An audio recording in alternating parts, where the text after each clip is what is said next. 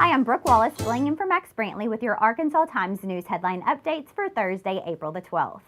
In a 5-2 decision today, the Arkansas Supreme Court said the state was immune from lawsuits brought under Arkansas WhistleBlower Act.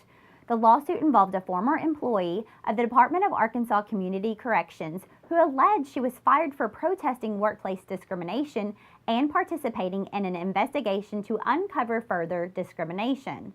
The state high court said she could not find relief in the Whistleblower Act because of sovereign immunity.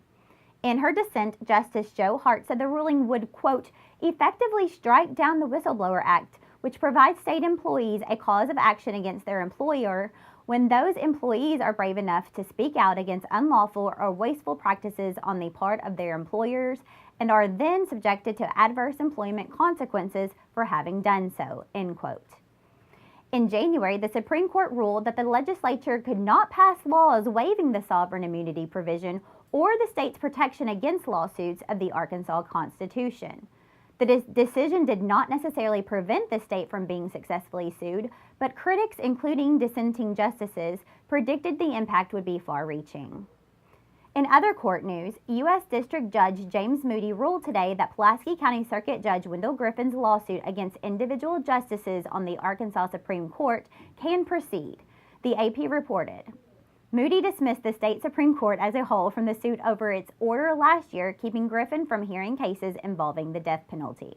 Griffen filed a federal civil rights lawsuit against the court in October. It had moved quickly to remove him April 17 and institute disciplinary proceedings against him because he participated April 14th in a Good Friday demonstration outside the governor's mansion that included a protest of capital punishment.